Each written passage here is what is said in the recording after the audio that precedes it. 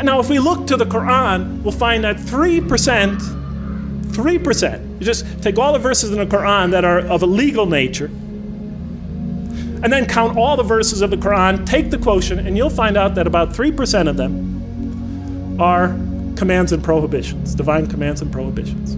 97% of the Quran teaches ethics, the relationship between God and man, the purpose of life, morality, other truths as well. The history of nations in the past teaches us how to be self-critical, the extreme importance of using reason and faith, teaches many, many major themes. You know what I was taught when I became a convert?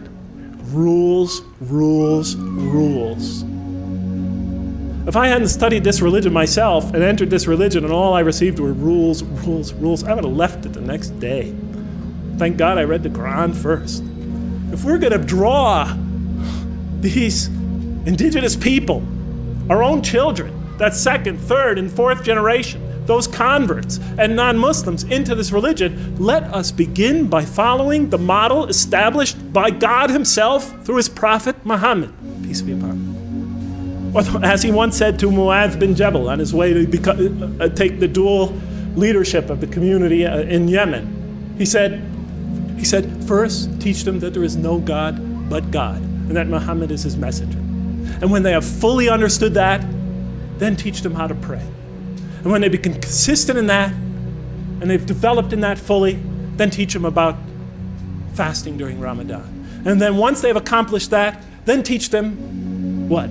About paying zakat and making the hajj, and so forth and so on. He said, make things easy for people, and do not make them difficult, and inform them of the glad tidings, and do not repulse them. I mean, you've all heard it before. Do we practice that here? We're trying to win these kids back over to this religion. We're trying to bring a community of people into listening to this religion. And the first thing we do is get them in that door. We tell them, okay, you cover your hair, you do this, give her the gold. Okay, don't do this, don't do that, don't do that. I've attended Friday prayers for 20 years now in this country. And every Friday it's the same thing. The speeches are either political, about Muslim politics, or they're about rules and regulations, or somebody's diatribe about, problems going on in the Muslim community. They never discuss the other 97% of the Quran. Virtually never. Or else it's just brief allusions to that. And be tolerant.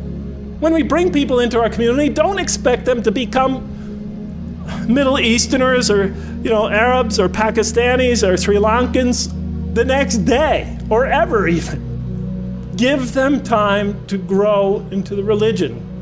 Give them the space to grow. Give them the right to ask. Give them time to develop.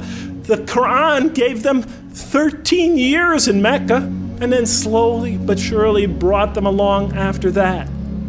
We always put the cart before the horse. If our kids come to our community not so modestly dressed, it's better that they come than not come at all.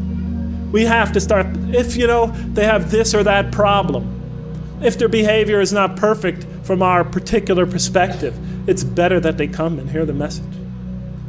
It's better that they work out for themselves what it is to be a Muslim in America. Because that's the generation that's going to have to take this into the future.